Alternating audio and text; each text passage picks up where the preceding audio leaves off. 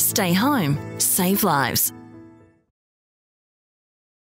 Dear students, in the previous video we had done simple microscope, that is a magnifying glass in two positions when the object was kept at focus and when the object was between focus and optical center.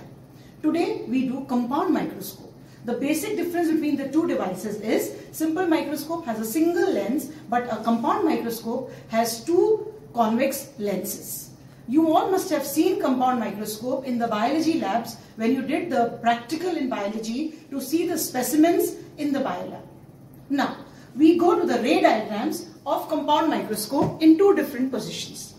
The first diagram which I take up is when the final image is formed at least distance of distinct vision.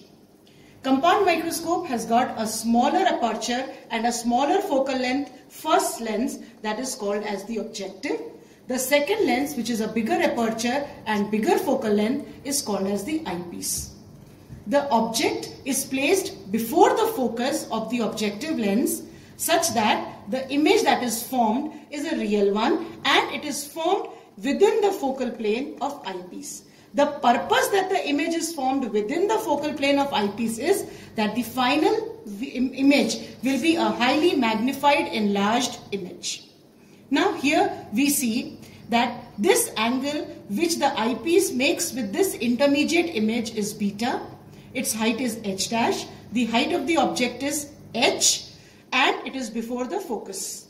This distance of final image with the eyepiece is least distance, that is d, and this distance is ue. Now we go to the derivation. In simple microscope we had learned the first formula, m is equal to beta upon alpha, that is tan beta upon tan alpha. We can write it as tan beta or tan alpha because beta and alpha are very small angles. Now from the figure we see clearly that tan beta is equal to, now this is tan beta. This beta, if I take it from this triangle or I take it from the bigger triangle, since they are similar triangles, I take the smaller triangle as an advantage for me. So it is equal to h dash upon the base height, which is equal to ue. So this is tan beta. Tan alpha I take from this figure, which is equal to h upon capital D. Substituting the values of tan beta and tan alpha in the previous formula, what do we observe? We observe m is equal to minus h dash upon ue and h upon d. A negative sign comes because h dash is inverted. So now what do I observe? I get h dash upon h multiplied by d by ue. What is h dash upon h? It is nothing but equal to VO by UO. If you all remember, the linear magnification formula is what? Size of the image to size of the object equal to image distance upon object distance. So this becomes MO. That means this is the magnification of the objective lens. D upon UE is the magnification of the eyepiece. Now if I remove this lens, for example, this portion alone serves like a simple microscope. So the formula of magnification ME is nothing but a single convex lens when kept at D. Now how did we calculate it? In simple microscope, D by UE using the formula 1 by F equal to 1 by V minus 1 by UE. We got it as 1 plus D by FE. This we had done in simple microscope. Thus, the net magnification of this compound microscope is MO into ME, where MO is VO upon UO and ME is 1 plus D by FE. So this is the magnification. But unfortunately, we don't know the values of UO and VO because these are the intermediate distances formed within the ray diagram. Now we have to do a small approximation in order to get the values of VO and UO. Now what is the approximation and how we do the approximation is VO is the distance between the intermediate image and the objective lens. If this image is formed very close to this lens, then I can assume VO is nothing but equal to distance between the two lenses, that is length of the tube.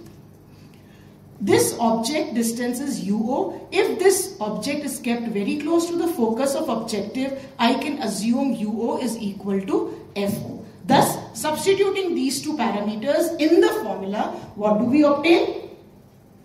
We get M equal to L plus d by Fe, where VO is approximated to L, UO is approximated to FO. What do we observe? Both FO and Fe lie in the denominator. Means to say that the magnification will be more if both the lenses have got a smaller focal length, of which Fe is slightly greater than FO.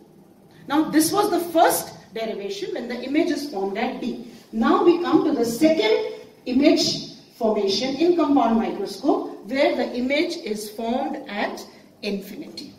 For the image to be formed at infinity, it is essential that the intermediate image is formed at the focus of the eyepiece. So here the object, as in the previous diagram, it is kept before the focus. It forms an image at the focus of the eyepiece, which forms a highly magnified image which lies at infinity. We proceed with the derivation exactly. So we see m is equal to beta upon alpha, which is equal to tan beta upon tan alpha. From the diagram now we see what is tan beta. Tan beta is equal to h dash upon Fe, and tan alpha was equal to h upon d. Substituting the two, what do we get? M is equal to minus h dash upon Fe upon h by d, which is equal to h dash upon h multiplied by d by Fe. Following in the similar manner as in the previous case, h dash upon h is V naught upon U naught, d by Fe remains the same. Now here, why there is no 1 plus d by Fe? Because here the final image is formed at infinity, and for simple microscope, when the final image is formed at infinity, the formula is only d by Fe. Thus, V naught approximated as L, U naught approximated as FO. Thus, M is equal to L upon FO multiplied by D by Fe. So, in this also we see that both the focal lengths are in the denominator. This was compound microscope, which was dealt in two positions, at D and at infinity. Now, in the next video, we take up telescopes